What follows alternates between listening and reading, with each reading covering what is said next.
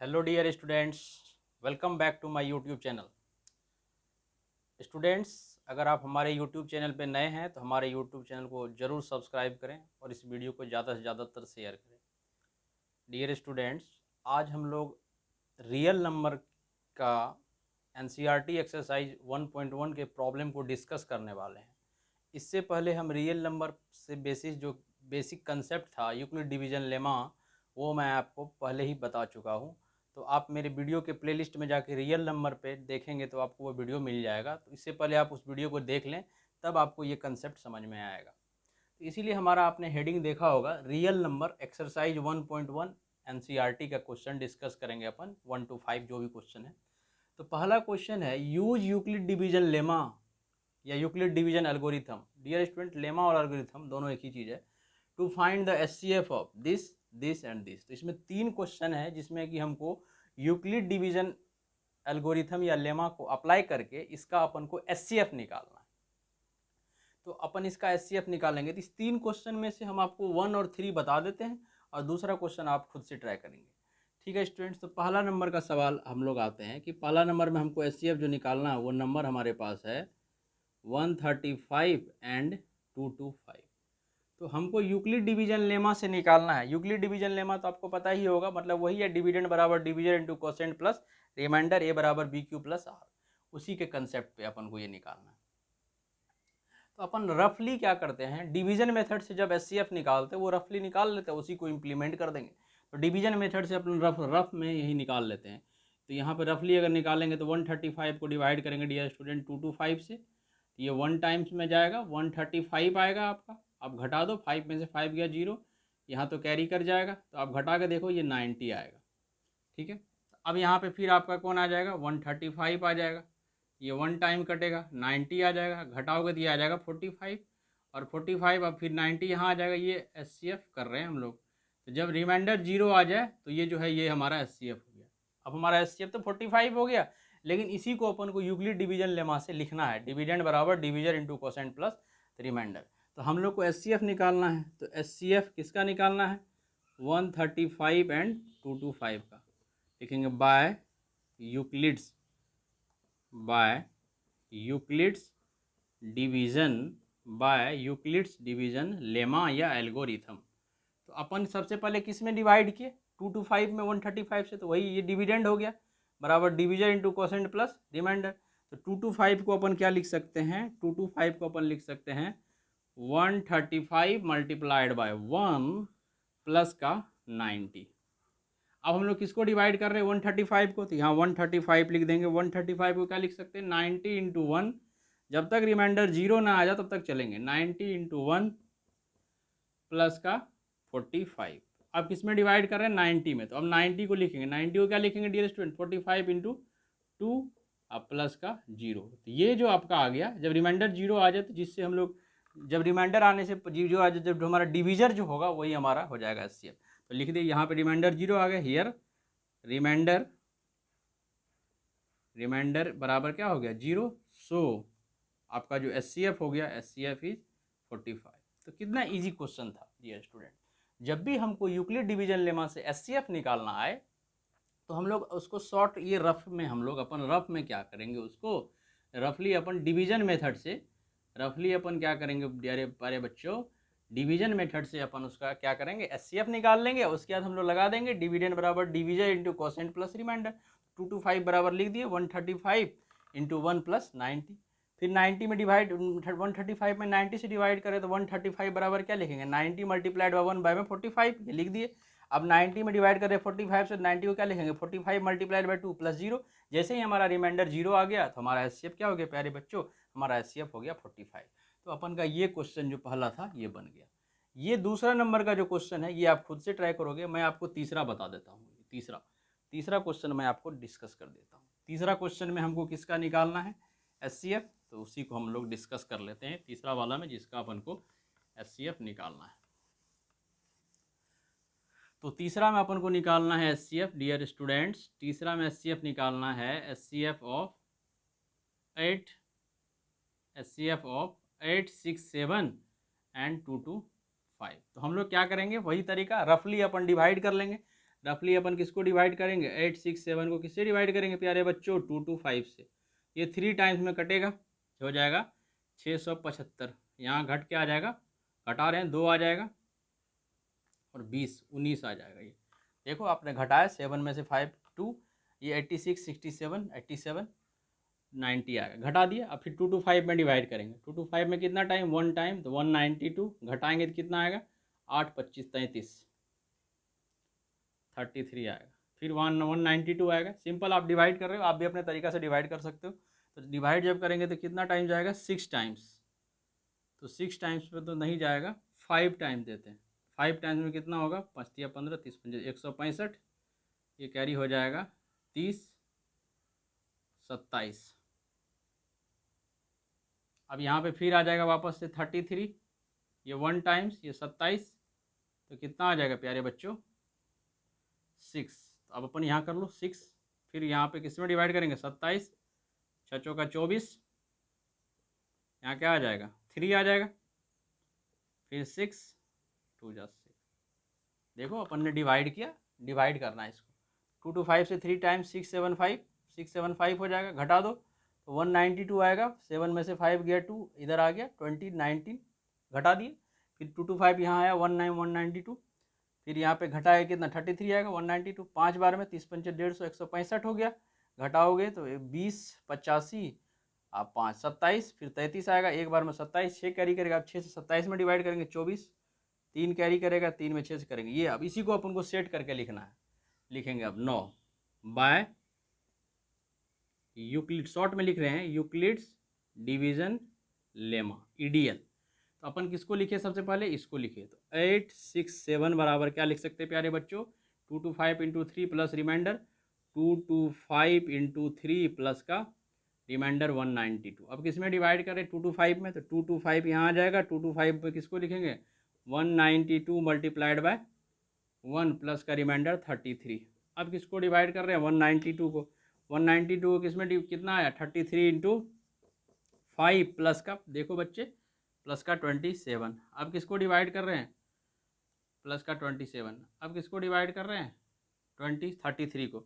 33 को क्या लिखेंगे प्यारे बच्चों, यहाँ से देख लो, 27 मल्टीप्लाइड बाय 1 प्लस का 6। अब किसको डिवाइड कर रहे हैं, 27 को। 27 को क्या लिखेंगे प्यारे बच्चों, 6 मल्टीप्लाइड बाय 4 प्लस का 3।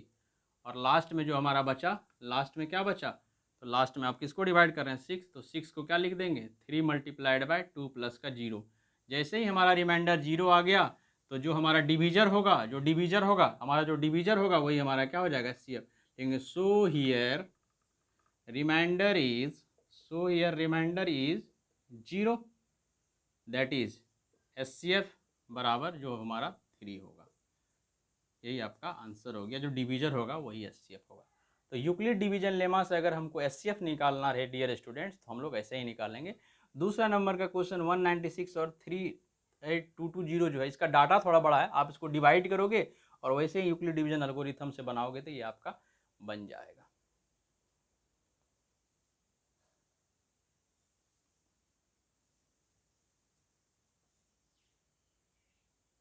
अब अपन क्वेश्चन नंबर 2 की तरफ आते हैं स्टूडेंट्स। तो क्वेश्चन नंबर 2 हमारा कहता है, so that any positive odd integer is of the form 6q plus 1 or 6q plus 3 or 6q plus 5 where q is some integer। मतलब कोई भी हमारा जो odd integer होगा प्यारे बच्चों, वो 6q plus 1 के फॉर्म में होगा, या 6q plus 3 के फॉर्म में होगा, या 6q plus 5 के फॉर्म में होगा। ये अपने को प्रूव करना है। तो अब हम लोग इसमें यूक्लिड डिवीजन लेमा लगाएंगे। तो आप देखो, इस टाइप के सवाल में आप क्या देखना बच्चों, इस टाइप के सवाल में जब भी ना जो आपका कोफिशिएंट हो वो इंटीजर का मल्टीप्लायर जो हो, जैसे इंटीजर का मल्टीप्लायर 6 है ना, इंटीजर का मल्टीप्लायर 6 है ना, यहाँ भी 6, तो हम लोग क्या करेंगे, 6 से डिवाइड करेंगे। वो नंबर को किससे डिवाइड करेंगे, 6 से डिवाइड करेंगे, 6 से डिवाइड करेंगे। तो मान लेते हैं हम लोग सॉल्यूशन। अब क्वेश्चन वाला क्या बोला, एनी पॉजिटिव ऑड इंटीजर, तो हम लोग मान लिए let the integer be x या एन मान लेते हैं, let the integer be n. अब हम लोग क्या माने कि हम लोग कोई इंटीजर एन माने, हमको ये पता नहीं है कि ये इंटीजर इवन है या ऑड है। हमने सपोज किया, let us suppose B any integer n, it is either odd और even, we can't say about it. Now we divide by 6 because the coefficient of q is 6. अपने को क्या करना है इस टाइप के सवाल में, जो कोफिशिएंट हो ना बच्चे, उस कोफिशिएंट से अपन जो इंटीजर माने उसको डिवाइड करेंगे. तो n को जब हम लोग क्या करेंगे भैया, 6 से डिवाइड किए, n को किससे डिवाइड किए, 6 से. तो कोसेंट क्या आना है ये तो पता नहीं, क्योंकि n कोई भी इंटीजर है. तो हम लोग कोसेंट को मान लिए q, कोसेंट को क्या मान लिए बच्चे, कोसेंट को q मान लिए, और रिमाइंडर को क्या मान लिए, r मान लिए. रिमाइंडर को क्या मान लिए, r मान लिए. हमने क्या किया, n एक पॉजिटिव इंटीजर कंसीडर किया. यहाँ पे इसका कोफिशिएंट 6 था, अगर इसका कोफिशिएंट दूसरा कुछ भी होता ना, उसी से अपन इसको डिवाइड करते. तो अपन 6 से इसको डिवाइड किए. इसका कोसेंट क्या आया ये तो अपने को पता नहीं, हमने माना कि इसका कोसेंट क्या आ गया, q आया. और इसका रिमाइंडर क्या आएगा ये पता है, रिमाइंडर क्या आएगा ये हमको पता है. रिमाइंडर जो होगा इसका बच्चा, हम आपको पहले ही बता चुके हैं कि रिमाइंडर किसी भी नंबर का उससे या तो जीरो होगा या वो जो डिविजर होगा उससे छोटा होगा. इसका रिमाइंडर या तो क्या होगा, जीरो होगा या 6 से छोटा होगा. मतलब जीरो भी हो सकता है, 1 भी हो सकता है, 2 भी हो सकता है, 3 भी हो सकता है, 4 भी हो सकता है, 5 भी हो सकता है, लेकिन 6 कभी इसका रिमाइंडर नहीं होगा, क्योंकि अगर 6 रिमाइंडर होता तब तो ये कंप्लीट डिवाइड ही ना हो जाता बच्चे. ठीक है, तो अब हम लोग क्या करेंगे, लिखेंगे बाय यूक्लिड्स लेमा. तो बाय यूक्लिड्स लेमा. तो यूक्लिड लेमा से हम लोग n बराबर क्या लिख सकते हैं, 6q प्लस आर. n बराबर क्या लिख सकते हैं, 6q प्लस आर.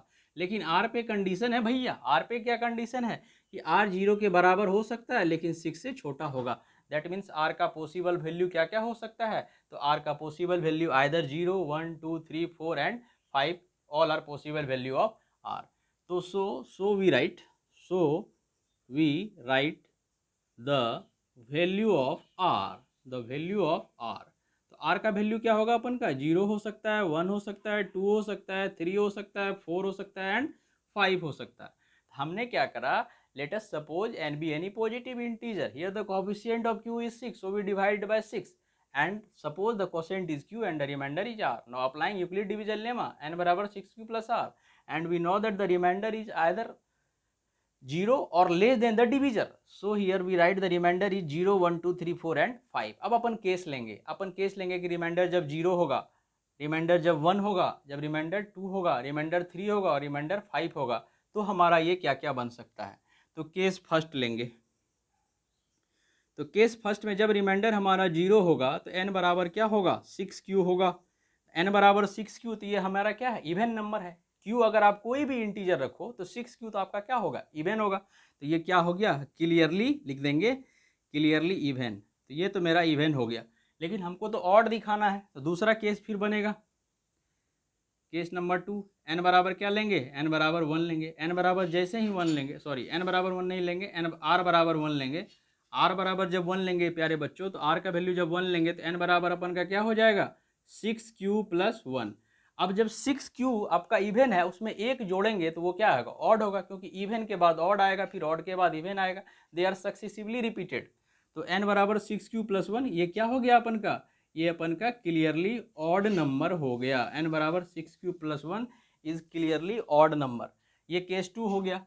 अब अपन उसी तरह से क्या लेंगे, केस 3 लेंगे, केस 4 लेंगे और केस 5 लेंगे. जब हमारा n का वैल्यू क्या हो जाए, n का वैल्यू जब अपन का 2 हो जाए तो हमारा n बराबर क्या हो जाएगा, देखो n बराबर 6q प्लस r था, तो n बराबर क्या हो जाएगा, 6q प्लस 2 हो जाएगा. ये क्या हो जाएगा, इवन हो जाएगा, क्योंकि 6q प्लस 1 आपका क्या है, ऑड है, उसमें एक जोड़े हैं तो वो तो इवन होगा. फिर केस नंबर आप 4 लोगे. केस नंबर 4 में जब n का वैल्यू आप क्या लोगे, 3 लोगे, तो n बराबर आपका क्या हो जाएगा, 6q प्लस 3. ये जब ऊपर वाला इवन है तो ये क्या होगा आपका, ऑड होगा. फिर केस 5 लोगे आप, केस 5 लोगे, जब n का वैल्यू आप 4 लोगे तो n बराबर आपका क्या हो जाएगा, 6q प्लस 4. जब ऊपर वाला ऑड है, इसके जस्ट नीचे वाला क्या होगा, इवन, क्योंकि odd and even are successively repeated numbers, we know that about it. Case number 6 में जब अपन n का वैल्यू क्या लेंगे, 5 लेंगे, तो n बराबर के, सॉरी n का वैल्यू नहीं लेंगे, r रिमाइंडर का वैल्यू लेते जा रहे हैं. हर केस में तो हम रिमाइंडर का वैल्यू ले रहे हैं प्यारे बच्चों. तो रिमाइंडर का वैल्यू ले रहे हैं, n बराबर क्या हो जाएगा, 6q प्लस 5. ये आपका क्या हो गया, ऑड नंबर हो गया. तो देखो आपका ऑड कौन कौन हो गया, 6q प्लस 1 हो गया, 6q प्लस 3 हो गया एंड 6q प्लस 5 हो गया. तो so odd numbers are odd numbers are 6q plus 1, 6q plus 3 and 6q plus का and 6q plus का 5। हेंस प्रूव, हमको यही भी प्रूव करना था कि any positive odd integer is of the form 6q plus 1, 6q plus 3 and 6q plus 5, and we concluded here that the form of the odd integer is either 6q plus 1, 6q plus 3 and 6q plus 5।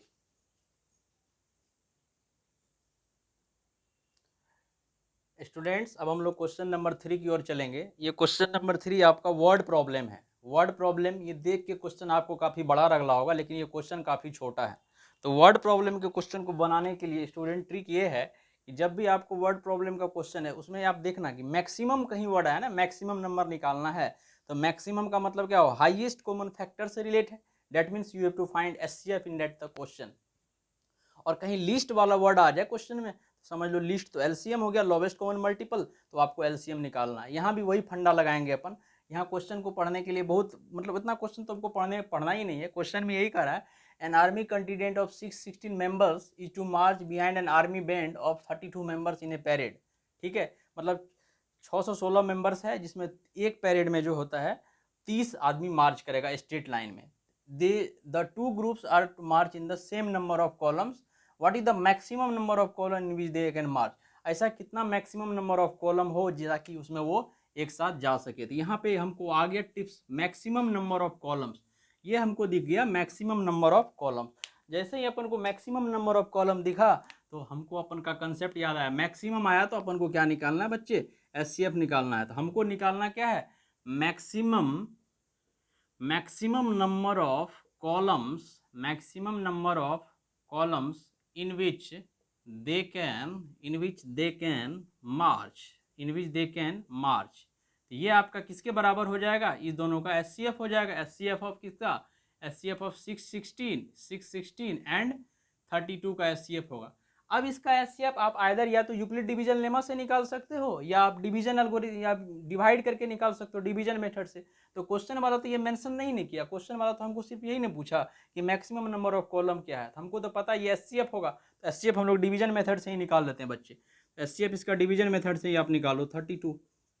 तो कितना times में आएगा, 20 बार में अगर करोगे आप तो कितना हो जाएगा, 640 हो जाएगा। ये 19 टाइम्स हो जाएगा। तो 32 को 19 से आप गुना कर लो, 18, 1, 27 1 28, और इधर आ गया आपका 32। देख लो 32 गुना 29 कर लेते हैं। कैलकुलेशन है, थोड़ा सा सावधानी हटी, दुर्घटना घटी। 18, 1 कैरी किया, 27 1 28, 32, 2 8, 3 2 5 1 6, मतलब आपको ये आएगा 608। ये आपका कितना आ जाएगा बच्चे, 608 आ जाएगा। तो कैरी कितना करेगा, 8, ये 32 एक बार में ही आ गया। 4 गुना 32, रिमाइंडर 0। दैट इज, अगर हम लोग लिखें एस सी एफ 616 को यूक्लिड डिवीजन लेमा से लिखें, 616 को क्या लिखेंगे, 32 गुना 19 प्लस का 8, और फिर 32 को अपन क्या लिखेंगे बच्चे, 8 गुना 4 प्लस का 0। तो इसका एस सी एफ कितना हो गया, डिवीजन एस सी एफ 8। तो हमारा आंसर क्या हो जाएगा, 8। तो क्वेश्चन बड़ा लंबा चौड़ा था, आधा बोर्ड तो क्वेश्चन ही ले लिया, लेकिन क्वेश्चन का कैलकुलेशन काफी इजी था। That means we have to find only the HCF. जब भी मैक्सिमम नंबर वाले सवाल मेरे, आप इतना सवाल पढ़ो ही मत, काम का वर्ड ये मैक्सिमम है। मैक्सिमम जैसे ही पढ़े दिमाग का घंटी बजा, अच्छा एचसीएफ निकालना है, एचसीएफ निकाल लेंगे।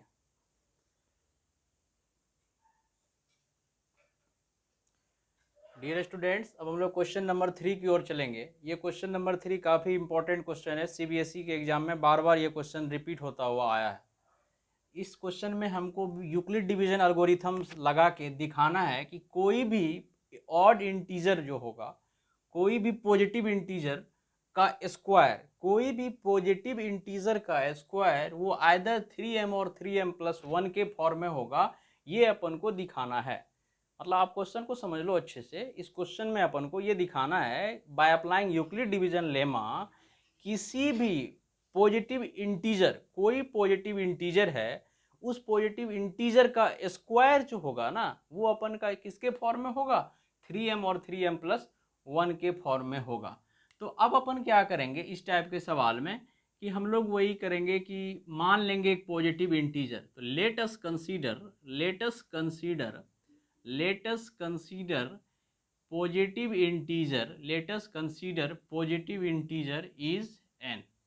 हमने क्या करा, एक पॉजिटिव इंटीजर n को कंसीडर करा।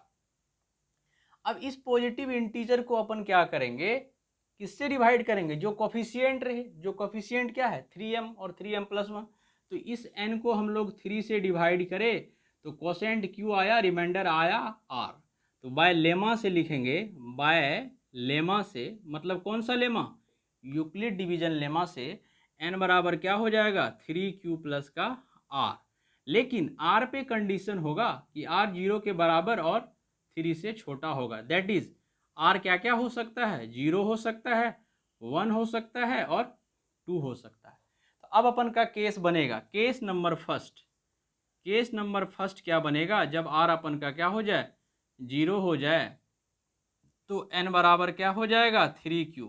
तो हमको तो क्वेश्चन में इसका स्क्वायर को दिखाना है, वो 3m के फॉर्म में है, तो दोनों तरफ क्या कर देंगे बच्चों, स्क्वायर कर देंगे। n का स्क्वायर बराबर क्या होगा 3q का स्क्वायर। जैसे ही आप स्क्वायर करोगे ना, इधर कितना हो जाएगा, इधर हो जाएगा 9q स्क्वायर। लेकिन अपने को किसके फॉर्म में लाना है, 3m के फॉर्म में, तो 3 कॉमन कर लो तो इसको लिख सकते हो 3q स्क्वायर। अब एक बात बताओ, 3 एक इंटीजर है, कोसेंट भी कोई ना कोई इंटीजर रहा होगा, उसका स्क्वायर भी इंटीजर होगा, उसको 3 से मल्टीप्लाई करेंगे वो भी इंटीजर होगा। डेट मीन मैं आपको ये कहना चाह रहा हूँ कि 3q square is also integer. तो हमको तो लाना 3m के फॉर्म में है ना, ये 3q स्क्वायर एक इंटीजर है। तो मान लिए कि 3q स्क्वायर को क्या मान लिए, m मान लिए, लगा दिए इससे, ऐसा हमने माना। तो हमारा n स्क्वायर बराबर क्या हो गया, n स्क्वायर अपन का क्या हो गया 3m हो गया। तो हमने एक पॉजिटिव इंटीजर n माना और उसका स्क्वायर को दिखा दिया 3m, उसका स्क्वायर को क्या दिखा दिया 3m। कब ऐसा दिखा, जब रिमाइंडर क्या था अपने का, जब रिमाइंडर अपने का 0 था।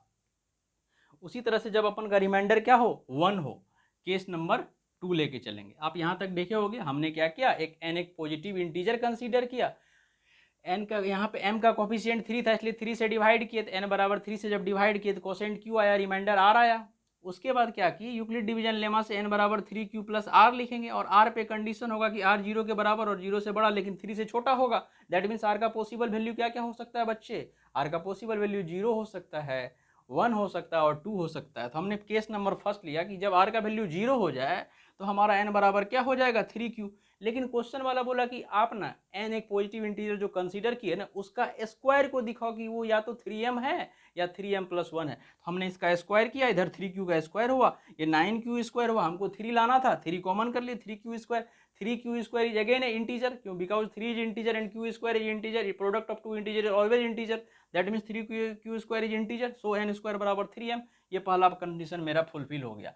अब अपन क्या करेंगे कि जब हम लोग केस नंबर 2 लेंगे, केस नंबर 2 में r को क्या रखेंगे बच्चे, केस नंबर 2 में, केस नंबर फर्स्ट में हमको n स्क्वायर बराबर आ गया 3m, n स्क्वायर क्या आ गया 3m। केस नंबर 2 लेंगे, केस नंबर 2 में क्या होगा, जब r का वैल्यू 1 रखेंगे तो हमारा n क्या बन जाएगा, बोलो बच्चे, n बराबर क्या हो जाएगा 3q प्लस 1। अब हमको इसका स्क्वायर दिखाना है तो दोनों तरफ स्क्वायर ले लेंगे, n स्क्वायर इधर क्या हो जाएगा 3q प्लस 1 का होल स्क्वायर। आप इधर क्या करो, a प्लस बी के होल स्क्वायर पे खोल दो इसको, a स्क्वायर तो क्या होगा 9q स्क्वायर, 2ab करोगे तो क्या हो जाएगा 6q हो जाएगा, 2ab प्लस का 1, हमको लाना क्या है प्लस का 1 लाना है। तो प्लस का 1 को छेड़छाड़ नहीं करेंगे, हम लोग क्या करेंगे, इस दोनों में से क्या करेंगे 3 कॉमन करेंगे। 3 जैसे ही कॉमन करेंगे यहाँ क्या बचेगा, बोलो बच्चे, यहाँ बचेगा 3 का q स्क्वायर प्लस का 2, प्लस का 2q बचेगा और प्लस का 1, यही बचेगा। अब बताओ 3q स्क्वायर प्लस का 2q, ये भी क्या होगा इंटीजर, काम चलाने के लिए हम इसको क्या मान लेंगे m मान लेंगे। दैट मीन्स n स्क्वायर बराबर क्या हो गया 3m प्लस 1। यहाँ पर लिख देंगे वेयर हमने m किसको माना, m माना हमने 3q स्क्वायर प्लस 2q को, और लगा दिया से। ऐसा इसलिए माना क्योंकि 3q square plus 2q integer ही होगा ना, कोसेंट उसका मल्टीप्लाई करो इंटीजर को, जोड़ो घटाओ इंटीजर ही आना।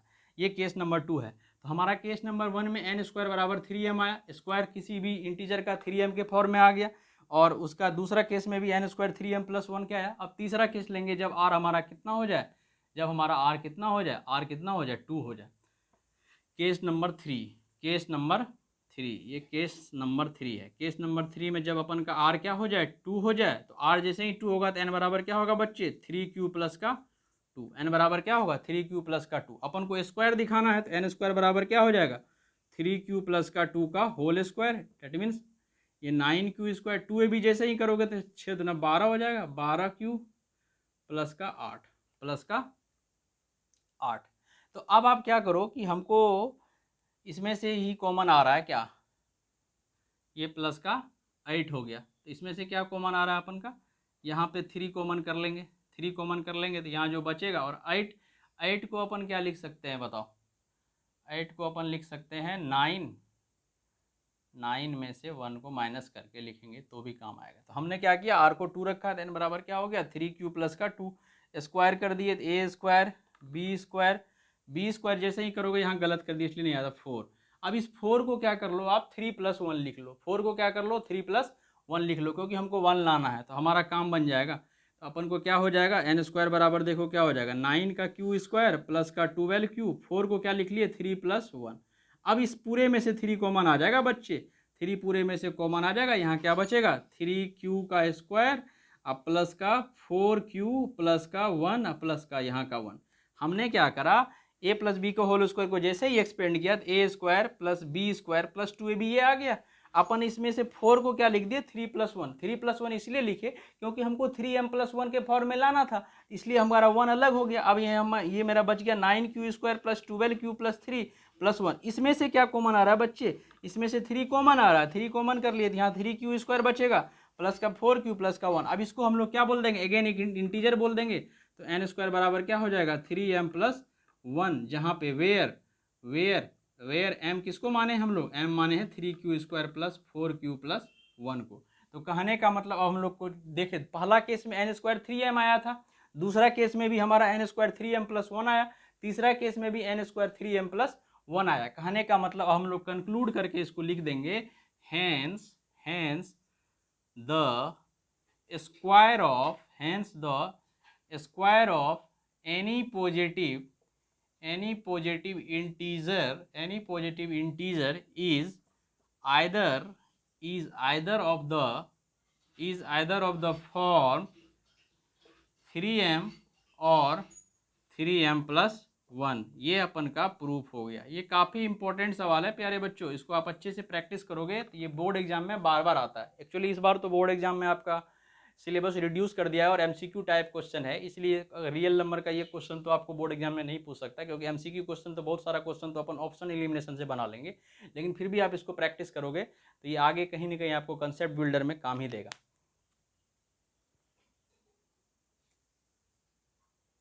प्यारे बच्चों, ये हम लोग का लास्ट क्वेश्चन है रियल नंबर एक्सरसाइज 1.1 का। ये भी काफ़ी इंपॉर्टेंट क्वेश्चन है। पिछला वाला क्वेश्चन में क्या था कि square of any positive integer is either of the form 3m और 3m+1 था। यहाँ पे स्क्वायर ऑफ नहीं, ना कि क्यूब, यहाँ पे क्यूब करना है। Cube of any positive integer is either of the form 9m और 9m+1 और 9m+8, ये अपन को प्रूव करना है। तो आप एक बात मैं आपको कंसेप्ट बताया कि इस टाइप का सवाल जब भी अपने को बनाने के लिए आए तो अपन का जो कोफिशिएंट होता है ना m का या q का, उससे डिवाइड करते हैं और यूक्लिड डिवीजन लेमा लगाते हैं।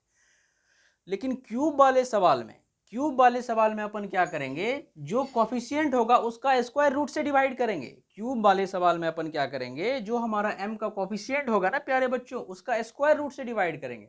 तो क्यूब हमारा यहाँ 9m+1 और 9m+8 है, तो यहाँ पे कोफिशिएंट 9 है तो इसका स्क्वायर रूट 3 होगा। इस बार भी हम लोग 3 से डिवाइड करेंगे। आप ये कंसेप्ट समझ लो, अगर स्क्वायर के बारे में कुछ नहीं कहा, सिंपल सा कोई वर्ड प्रॉब्लम है जिसमें कि कोफिशिएंट हो तो उसी से डिवाइड कर दो, यूक्लिड डिवीजन लेमा लगा दो और केसेस वगैरह बना दो, प्रूफ हो जाएगा। लेकिन अगर स्क्वायर वाला बोला तो स्क्वायर वाला भी आप कोफिशिएंट से डिवाइड कर दो, यूक्लिड डिवीजन लेमा लगा दो, केसेस वगैरह लाएगा तो अपना प्रूफ हो जाएगा। लेकिन जब क्यूब को प्रूफ करना रहा कि किसी इंटीजर के क्यूब को हमको ये दिखाना है आइदर 9m 9m+1 और 9m+8, तब हम लोग क्या करेंगे, जो हमारा कोफिशिएंट होगा ना बच्चे, उसका स्क्वायर रूट से डिवाइड करेंगे। हमारा कोफिशिएंट 9 है ना, तो 9 का स्क्वायर रूट 3 से डिवाइड करेंगे। हमने यहाँ फिर उसी तरीका से इसको मानेंगे, मान लेंगे कि एक इंटीजर है, let us consider the positive integer. हमने एक पॉजिटिव इंटीजर कंसीडर किया n, हमने एक पॉजिटिव इंटीजर कंसीडर किया m 9। अब अभी आपको बताया कि इसका कोफिशिएंट 9 है तो इसका स्क्वायर रूट क्या होगा बच्चे, 3 होगा। 3 से डिवाइड करेंगे, n को अपन किससे डिवाइड करेंगे, 3 से डिवाइड करेंगे। मान लिए कोसेंट क्या आया, q, रिमाइंडर आया r, और r पे कंडीशन होगा, लिखेंगे by Euclid division lemma, short में अपन लिख रहे हैं EDL।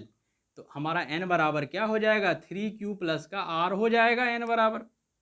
उसके बाद r पे कंडीशन क्या लगेगा कि r 0 के बराबर होगा और 3 से छोटा होगा, दैट इज r का पॉसिबल वैल्यू क्या निकला, 0, 1 और 2। अब यहाँ पे केस मेरा बनेगा बच्चे, केस फर्स्ट अपन का बनेगा। केस फर्स्ट क्या बनेगा प्यारे बच्चों, जब r का वैल्यू अपन 0 लोगे तो n बराबर अपन का क्या निकलेगा बच्चे, 3q निकलेगा। n बराबर 3q, तो हमको तो क्यूब दिखाना है, क्यूब दिखाना, दोनों तरफ क्या करेंगे बच्चे, n का क्यूब करेंगे, इधर भी होगा 3 का क्यूब, ये क्या होगा 27 क्यूब। लेकिन हमको लाना है 9 के फॉर्म में, तो 9 कॉमन कर लो अपने, 9 जैसे ही कॉमन करोगे 3 क्यूब ये बचेगा। अब बताओ कि 3 तो इंटीजर है, क्यूब भी क्या होगा, इंटीजर होगा, इंटीजर का क्यूब भी इंटीजर होगा, मल्टीप्लाई करेंगे तो ये इंटीजर ही होगा। इसको अपन सुविधा के हिसाब से क्या मान लेंगे, m, क्योंकि हमको 9m लेकर लिखना है, लगा देंगे वेयर, जहाँ पे हमने क्या किया, m बराबर क्या माना, 3q का पावर 3। ये पहला कंडीशन आ गया, तो मतलब क्यूब हमारा 9m के फॉर्म में आ गया। हमारा पहला 9m था तो 9m वाला बात आ गया। अब अपन क्या करेंगे, केस नंबर 2 लेंगे।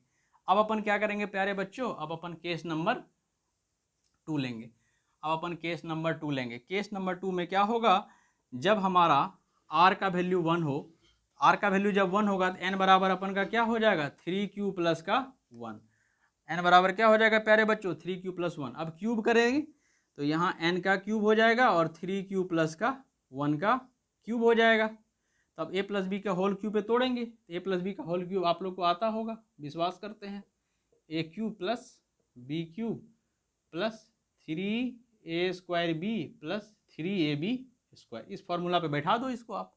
ठीक है बच्चे, तो a का क्यूब जब से ही करोगे तो ये 27 देगा, क्यूब देगा, b का क्यूब 1 का क्यूब 1 देगा, प्लस का 3 तो रहने दो, a² का मतलब 9q² मल्टीप्लाइड बाय b का मतलब 1 प्लस 3a का मतलब 3q, अब b का मतलब 1, तो 1 का स्क्वायर करेंगे तो कोई फर्क नहीं पड़ेगा। तो अब देखो आपका ये क्या आया, n क्यूब आ गया आपका 27 का क्यूब।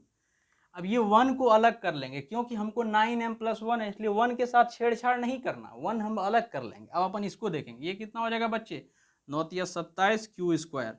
अब ये कितना होगा, 3 तिया 9q प्लस का 1, ये 1 के साथ छेड़छाड़ नहीं करेंगे, क्योंकि हमको 1 तो लाना है, 1 को छेड़छाड़ नहीं करेंगे।